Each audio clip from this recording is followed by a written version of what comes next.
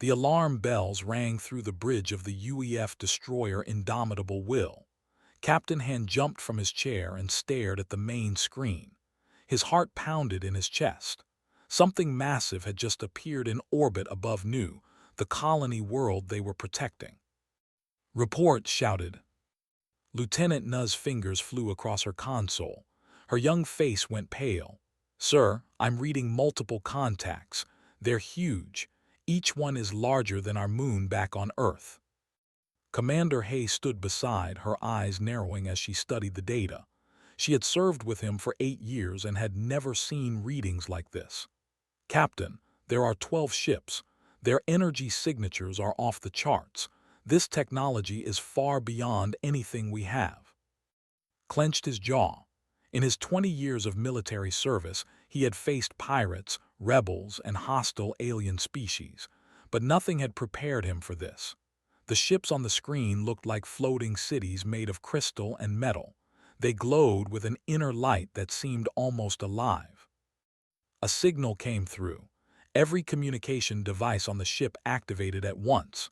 Even the personal tablets in crew quarters turned on by themselves. A voice spoke in perfect human language, smooth and ancient. "Children of Earth, we are the Ascendancy. We have traveled the stars for 10,000 years. We have achieved what you can only dream of. We are eternal. We are divine. We are your gods." Felt his stomach twist. Gods. He had seen enough in his life to know that real power came from skill and determination, not divine right. The voice continued. "You will submit to our rule. You will pay tribute to us. You will stop all military advancement. You will serve us as faithful children serve their parents.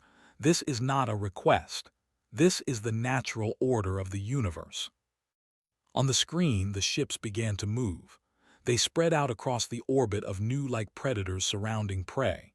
Then, without warning, every military satellite around the planet went dark. The orbital defense platforms that protected the colony simply stopped working.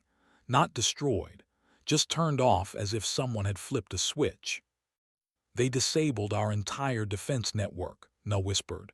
"They didn't even fire a shot." Chief Engineer Sung's gruff voice came through the internal comm. "Captain, I'm looking at the data. They sent some kind of signal that shut down our systems. I've never seen anything like it. It's like they knew exactly how our technology works." Turned to his executive officer. "Hey, what do you think?" Hay crossed her arms. "They want us scared. They're showing off their power without actually hurting anyone.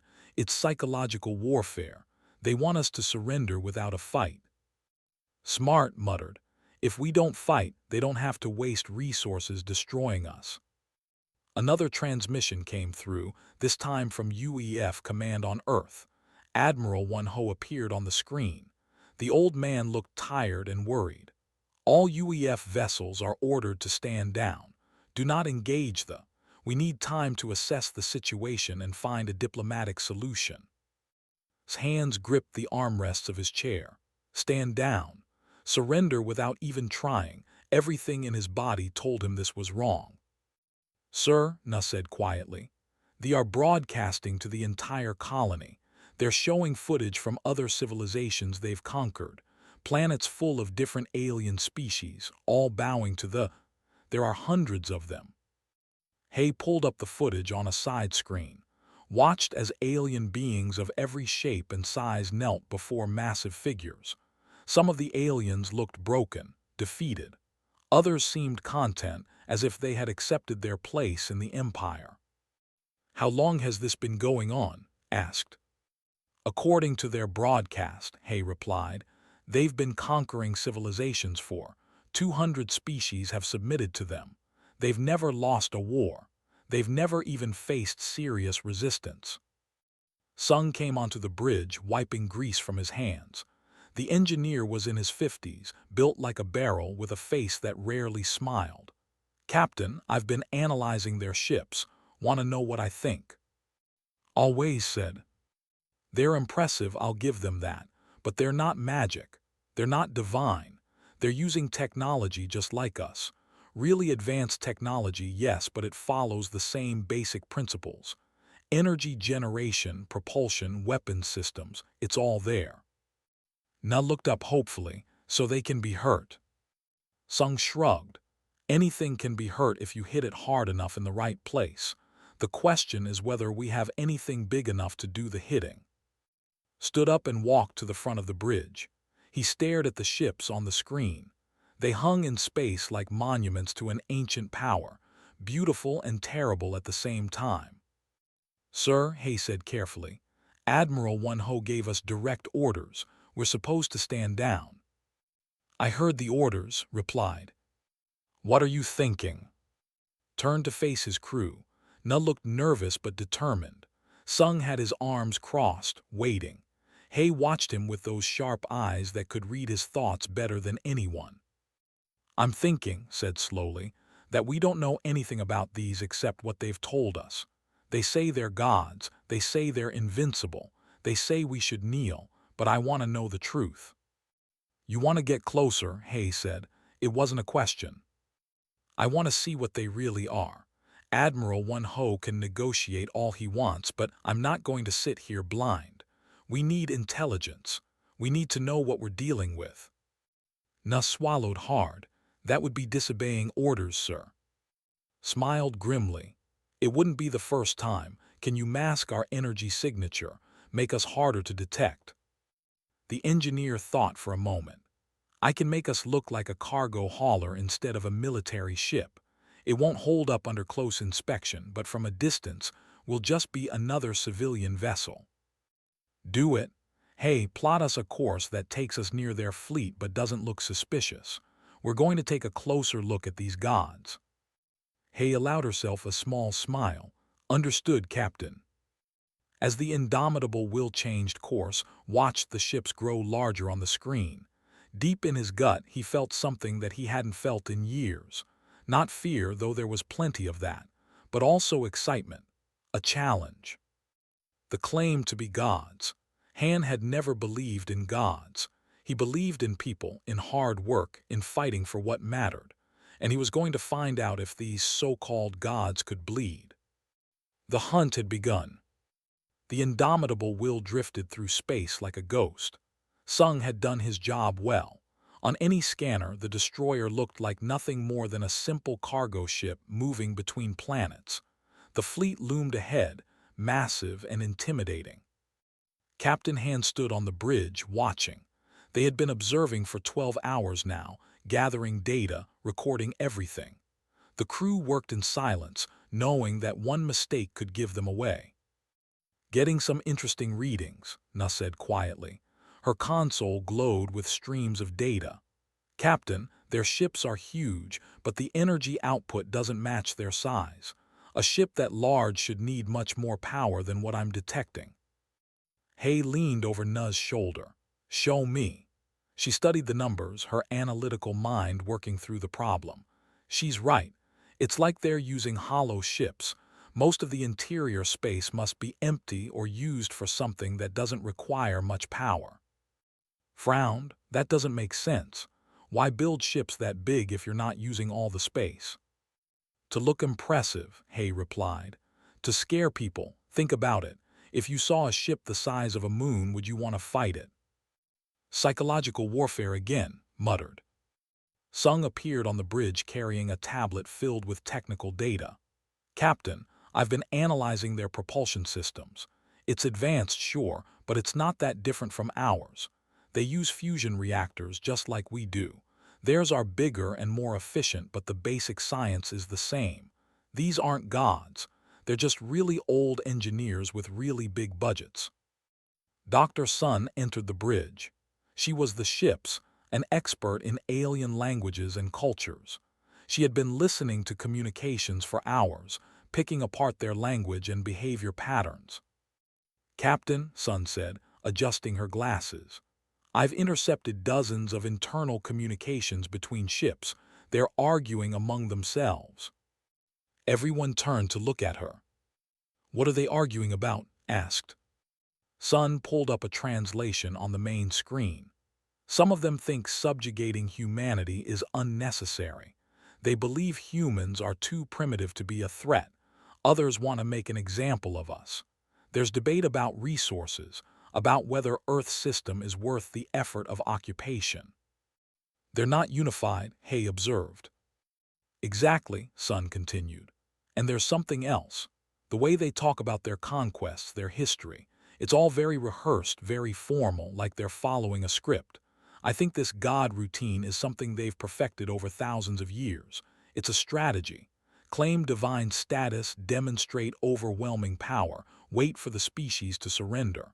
They've done this 200 times before. Walked to the center of the bridge, his mind racing. So they're not gods. They're conquerors with a good marketing strategy. A very good strategy, Sun emphasized. It works because species surrender before finding out the truth. They have all this ceremony, this divine mythology they've built around themselves. But underneath, they're just another species with advanced technology. Nuz console beeped urgently. Captain, they are moving. 6 of their ships are breaking formation. On the screen, 6 of the massive vessels began heading toward a small research station on the edge of the system.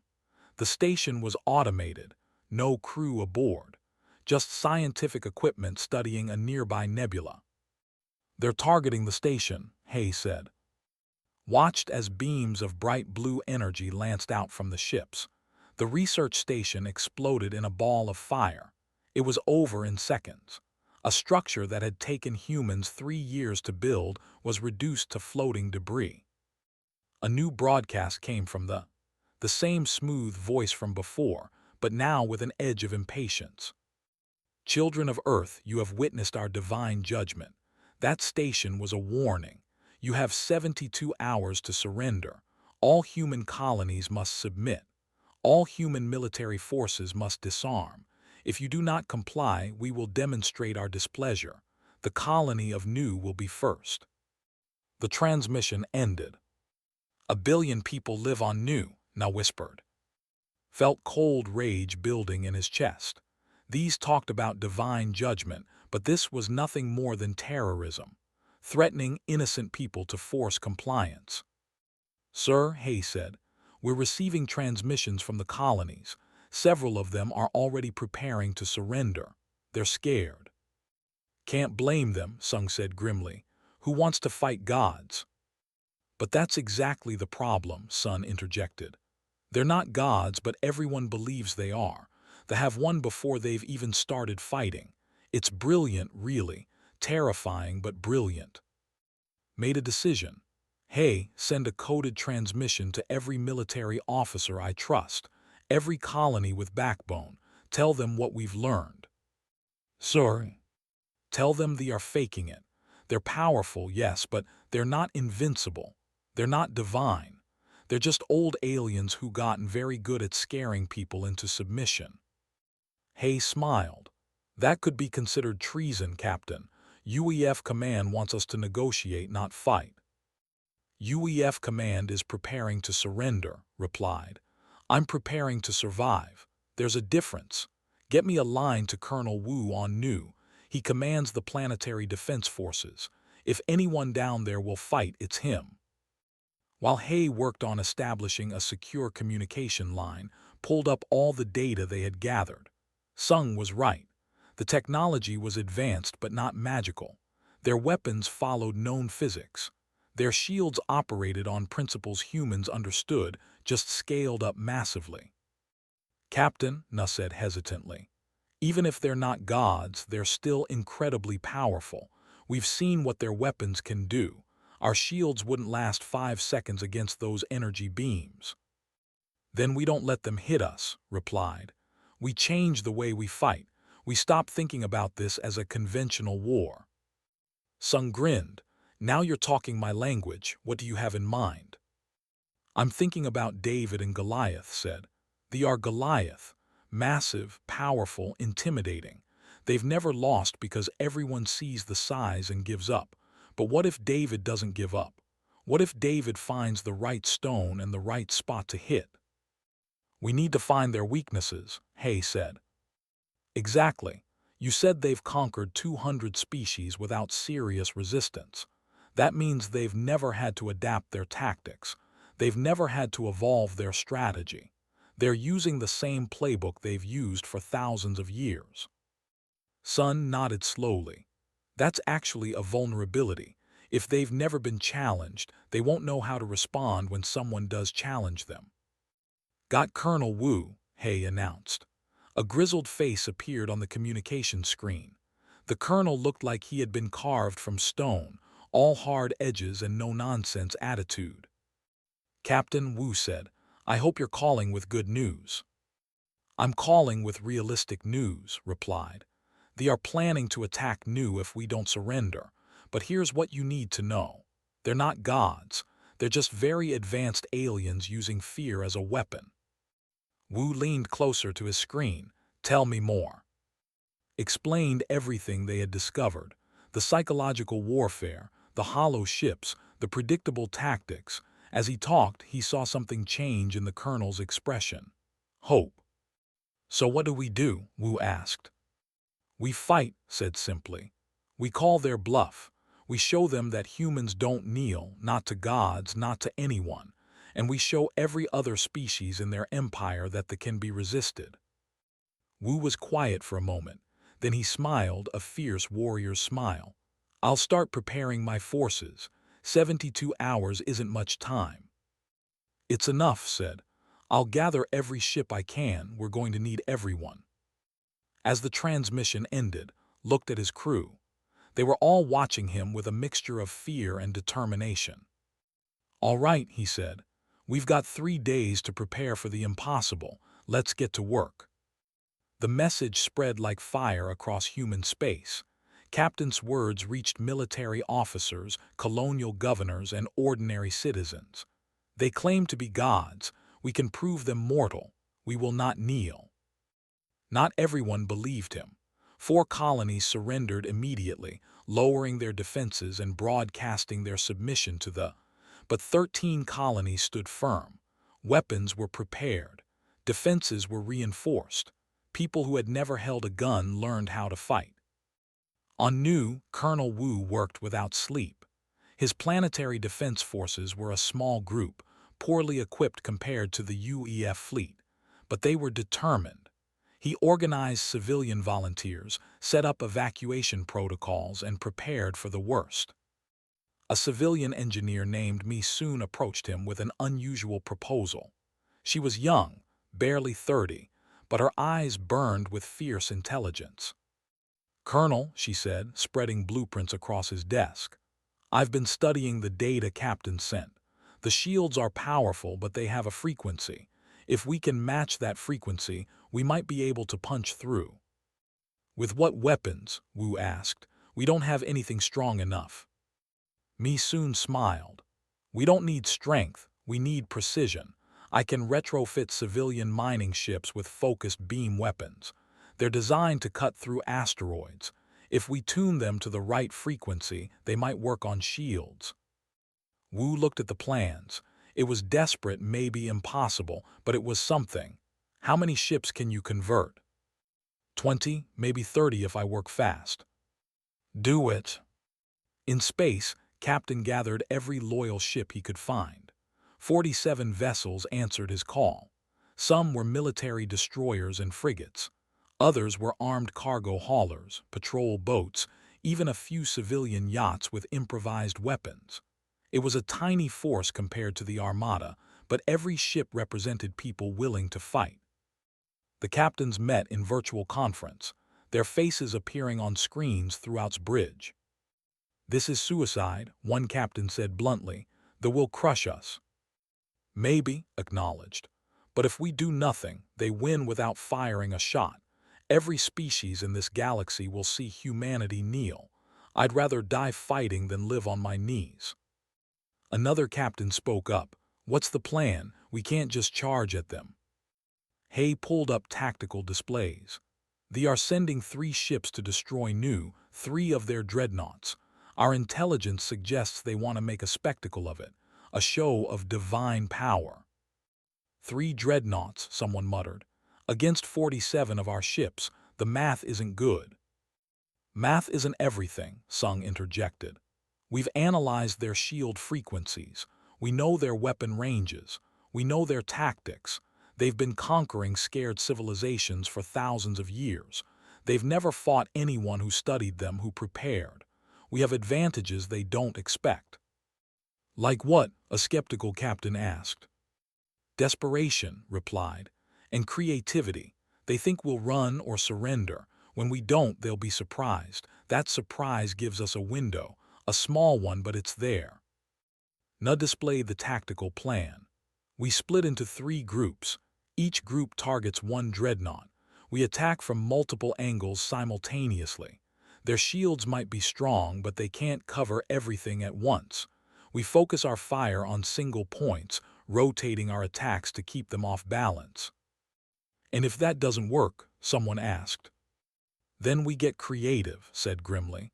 We ram them if we have to. We use everything we have. Our goal isn't just to win, it's to make them bleed, to show the galaxy that they aren't gods. The 72 hours passed too quickly. When the deadline arrived, they sent their response. 3 massive dreadnoughts broke from the main fleet and began moving toward Nu. Each ship was enormous, dark metal covered in glowing symbols that they claimed were divine script. The broadcast to the entire system. The colony of Nu has refused divine will. Watch now as we demonstrate the price of defiance. All ships, commanded, execute attack pattern Alpha for humanity, for everyone who's ever been told to kneel. Let's show these false gods what humans are made of. 47 ships accelerated toward the 3 dreadnoughts. It was a tiny swarm against 3 mountains. They seemed almost amused at first. They didn't even fire immediately, as if waiting for the humans to realize their mistake and flee. They were wrong. All weapons fire, Na shouted. Missiles, energy beams, kinetic projectiles, everything the human fleet had, all unleashed at once. The space between the fleets lit up with weapons fire. The shields flared bright blue, absorbing the impacts easily. But the humans didn't stop. They kept firing, kept moving, kept attacking from every angle, had divided his fleet into 3 groups, each swarming one dreadnought. They moved in patterns they hadn't seen before, unpredictable and chaotic.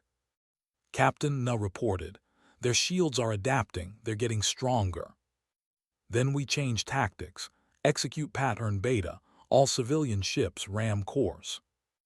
What happened next shocked the 10 civilian cargo haulers, their hulls reinforced and their reactors set to overload, charged directly at one dreadnought. They tried to shoot them down, but the haulers were small and fast. 5 made it through. The explosions were massive. The civilian ships detonated against the shield at point-blank range. For a moment, nothing happened. Then the shield flickered. We've got a weak point, Hay shouted. Shields at 40% on the port side. All ships focus fire on that section, now. Every weapon in the human fleet targeted that one weak spot. Missiles poured in. Energy beams carved into the shield. The dreadnought tried to rotate to present a stronger shield section, but the humans anticipated it. Misoon's converted mining ships joined the battle. Their focused beams, tuned to the exact frequency of the shields, cut through like needles. Not much damage individually, but 20 of them firing at once, all at the same point, made a difference. The shield failed. For the first time in 10,000 years, hull armor was exposed to enemy fire. The humans didn't waste the opportunity. Sung had armed several ships with specially modified nuclear missiles. They fired them into the breach. The explosions happened inside the shield, directly against the hull. The dreadnought shuddered. Atmosphere vented from multiple hull breaches. Secondary explosions rippled along its surface. We're hurting them. Na couldn't keep the excitement from her voice. But victory came at a cost. They were no longer amused. Their weapons came alive, and they were devastating. Human ships exploded like toys. The indomitable will shook as energy beams passed within meters of their hull. Shields at 20%, Sung shouted. I'm routing all power to weapons. gripped his chair. Around him, his fleet was dying. He had started with 47 ships. Now he had 32, 28, 25. Each number represented hundreds of people, good people who believed in something worth dying for. "We need to finish this," Hay said urgently. "We can't sustain these losses." "One more push," decided. "All remaining ships, full assault on the damaged dreadnought, everything we have left. End this now." The surviving human ships formed up. They were battered, burning, barely holding together, but they charged. The indomitable Will led the attack, felt his ship groan under the stress as Sung pushed the reactor beyond safe limits. Every weapon fired at once. The other ships did the same, creating a wall of fire that slammed into the wounded dreadnought. The ship tried to retreat, but it was too slow, too damaged. The human barrage found critical systems. The dreadnought's reactor destabilized. For one frozen moment, everything seemed to pause. Then the ship exploded. The fireball was so bright it lit up New's sky like a second sun. Debris rained down, burning as it fell through space. On the bridge of the indomitable Will, nobody spoke. They stared at the expanding cloud where the dreadnought had been. "Did we?" Nuh started, then stopped. "Yes," said quietly. "We did. We killed a god." The message went out instantly. Across human space, across the territories of all the species under rule, people saw the impossible. A ship destroyed. The divine armor broken. The eternal empire proven mortal. The galaxy would never be the same. The destruction of one dreadnought changed everything. The news spread faster than light itself, carried by quantum communication networks across the galaxy. Humanity had done the impossible. They had killed a god. The response was immediate and furious. Their supreme commander, a being named Tal, addressed the entire empire. His voice shook with rage. "The humans will be exterminated, not subjugated, not enslaved, erased. Their worlds will be cleansed. Their species will become a warning to others who dare defy the divine order. We commit our full armada to this holy task." 200 capital ships began moving toward human space.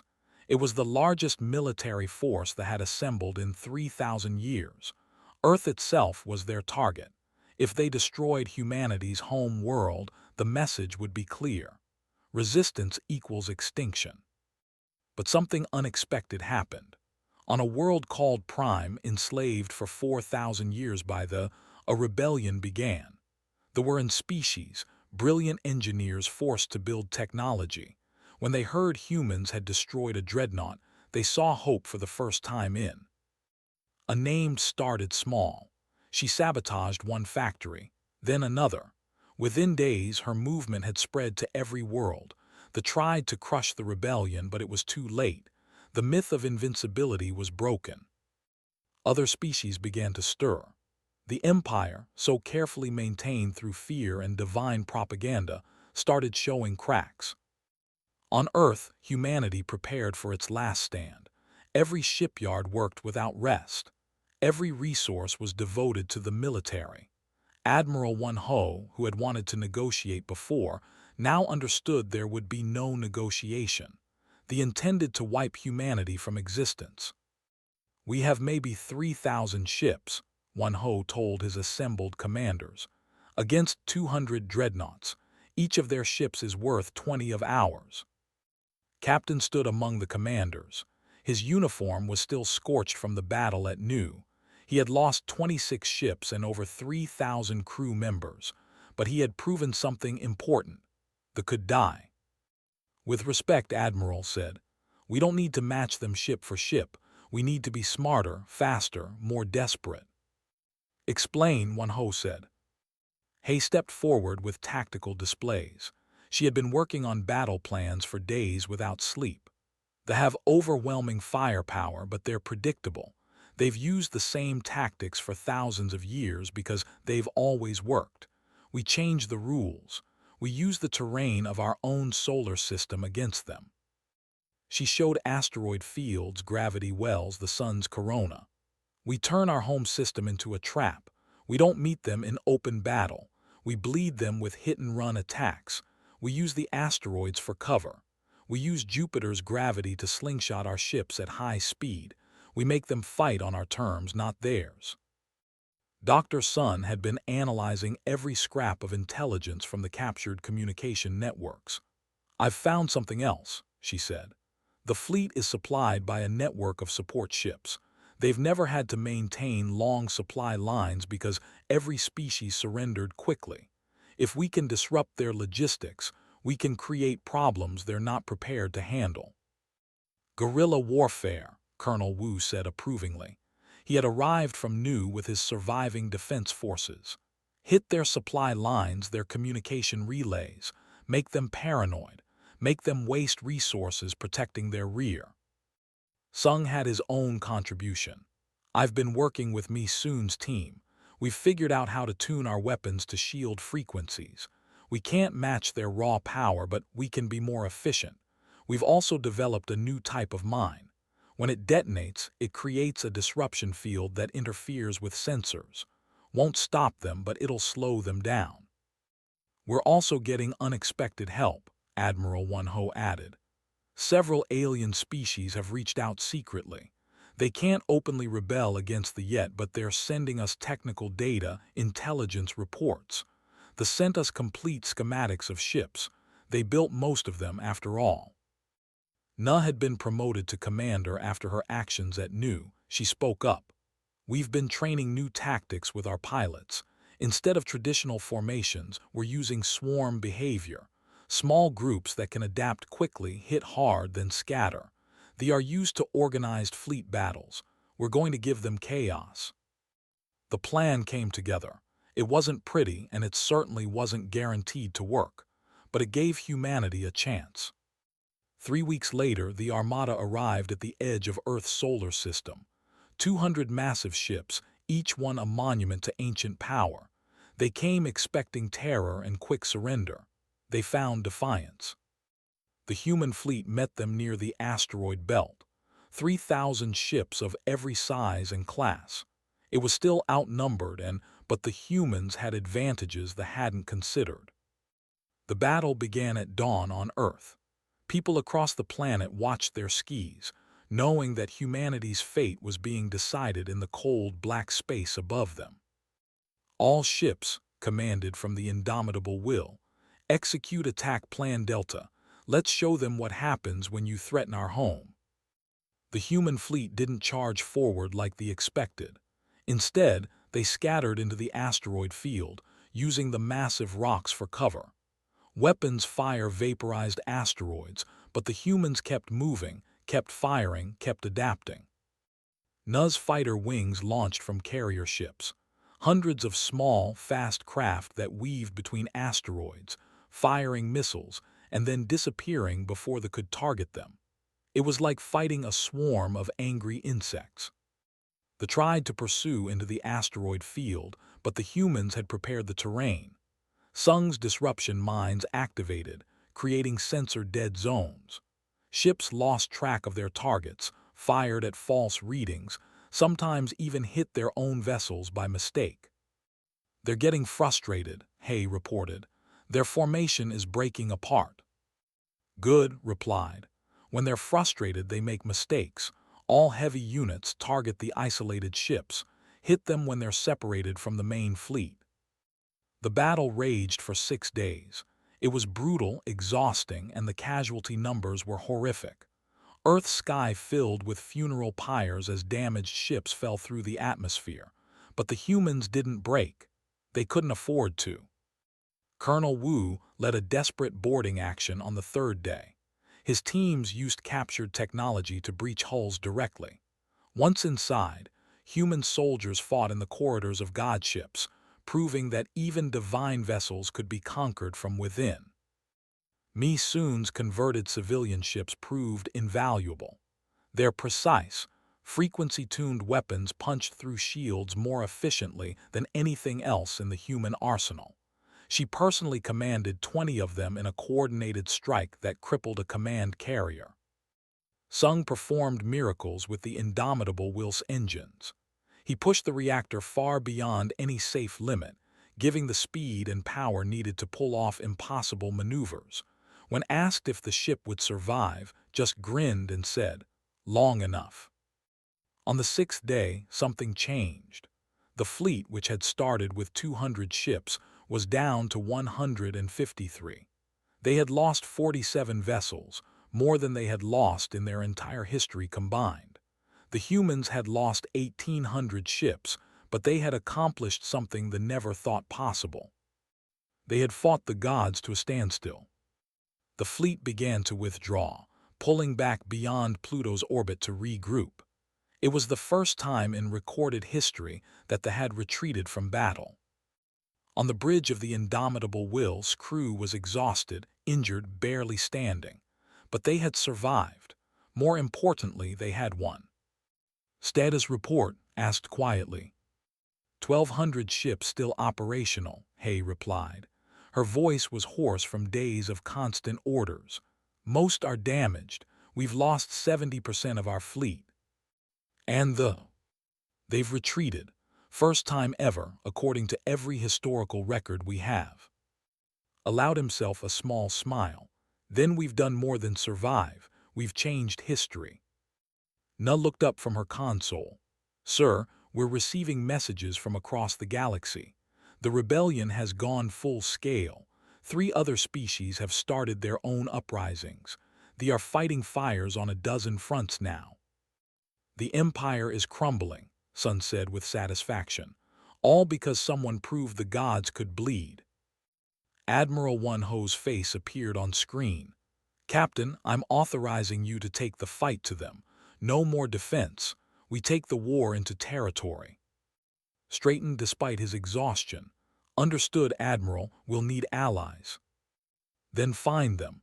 You've already started freeing the galaxy. Finish the job." The war spread across the galaxy like a storm. What had started as humanity's desperate fight for survival became something much larger.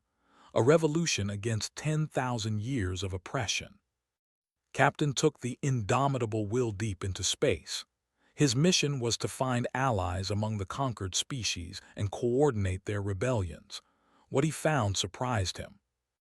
The first species he contacted was their leader, met him on a liberated factory world.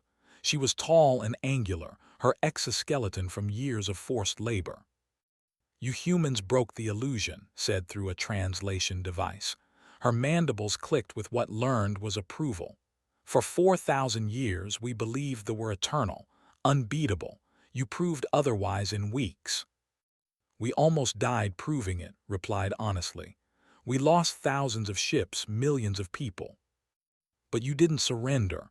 That's what matters. That's what started everything." Gestured to the factory around them. "This place used to build weapons. Now it builds weapons for us, for everyone who wants freedom. We'll help you finish what you started."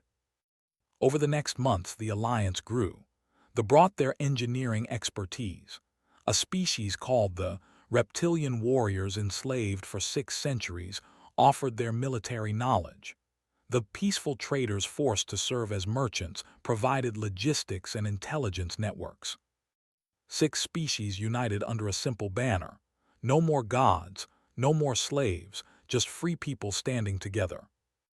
Commander Hay coordinated the Alliance fleet from Earth. It was a logistical nightmare. 6 different species, 6 different languages, 6 different ways of thinking about warfare.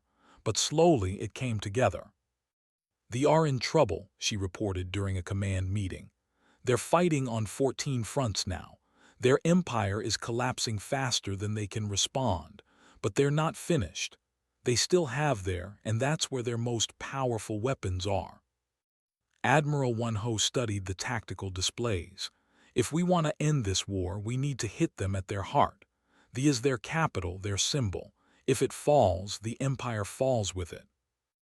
"It'll be the hardest battle," Colonel Wu warned. "Everything they have left will be defending it." "Then we bring everything we have," said. "Every ship, every species, every trick we've learned. We end this." The assault fleet assembled near a distant star.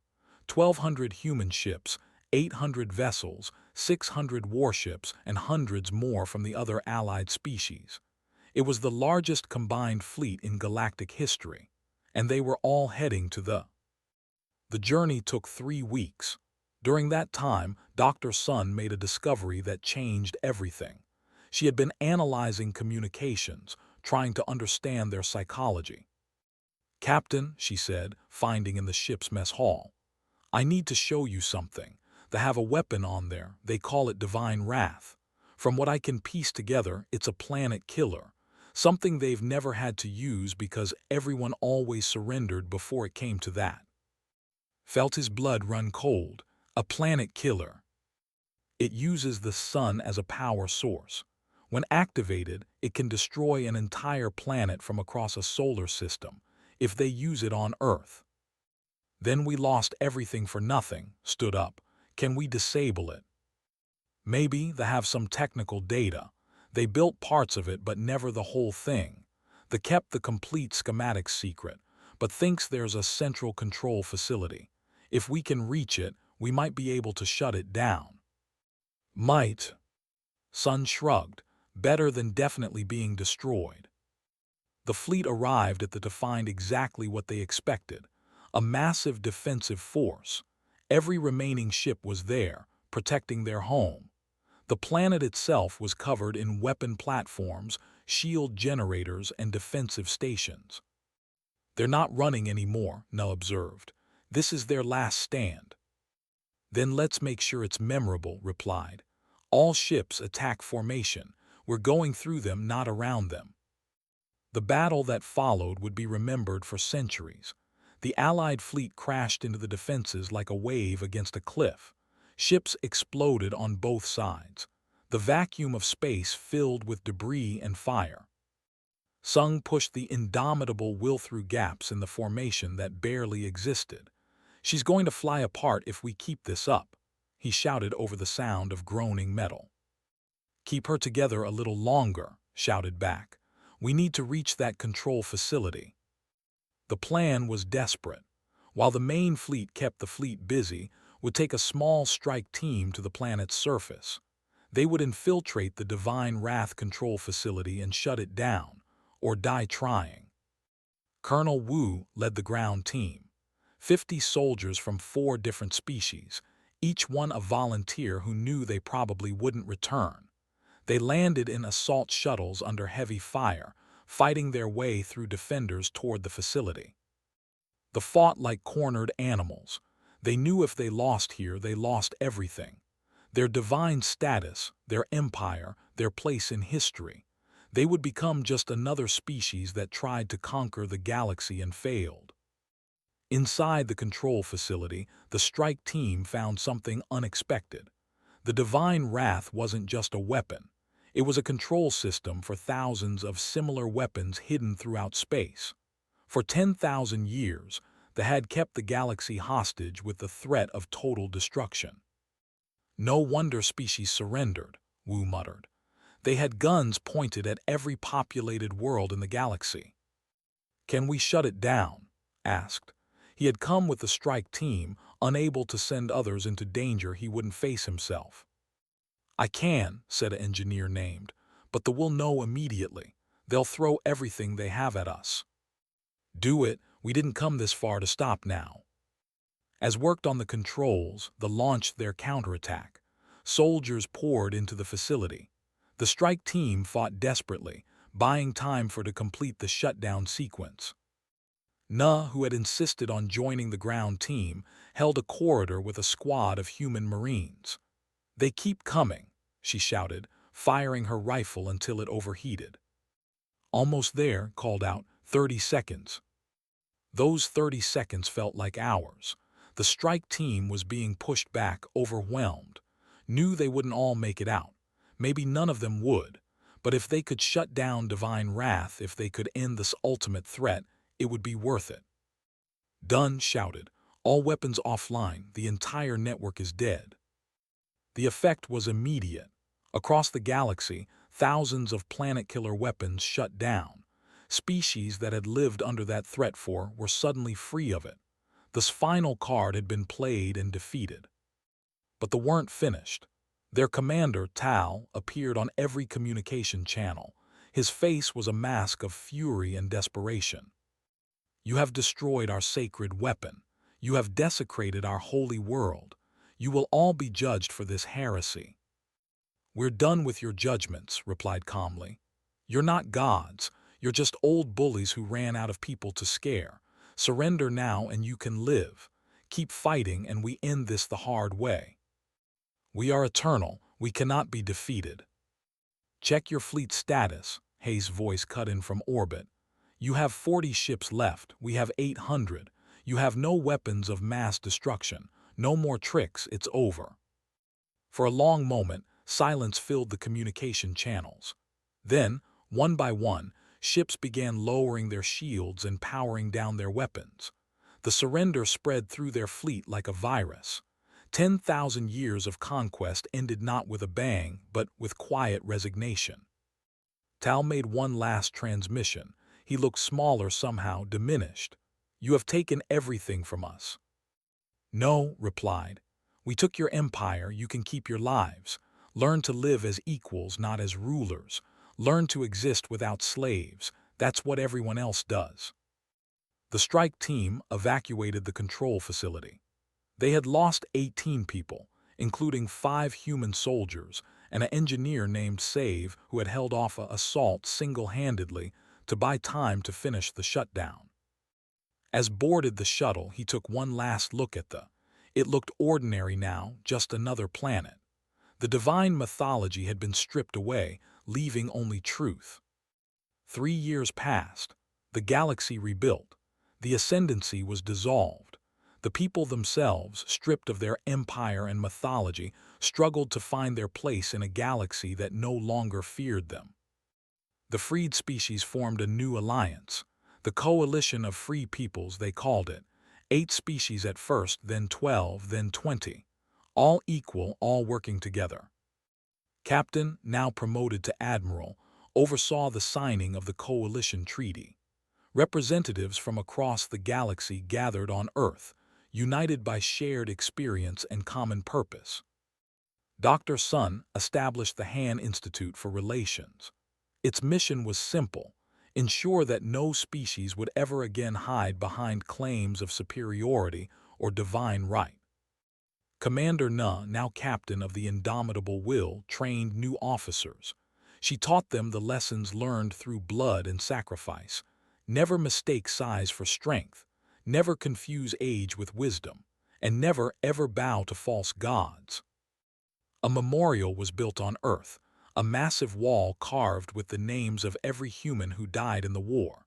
78,000 names, 78,000 people who refused to kneel. Visited the memorial on the 3rd anniversary of the war's end. He ran his fingers over familiar names. Na found him there, standing quietly in the rain. "Do you think it was worth it, sir?" she asked. Was quiet for a long moment. 78,000 people dead, millions more injured, or was it worth it? I don't know if anyone can answer that. But I know this. Before we fought, the galaxy believed some beings were simply superior. That power gave you the right to rule. That ancient meant better. We proved that wrong. We showed that anyone can be resisted, anyone can be held accountable, even gods. He smiled slightly. Especially gods. They have requested to join the coalition, Na said. After 3 years of proving they can live peacefully. What do you think?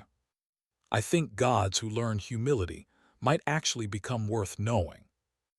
Nodded slowly. Then let them join. We didn't fight to create new enemies. We fought to end tyranny. If they've truly changed, they deserve a chance. As they walked away from the memorial, looked up at the stars.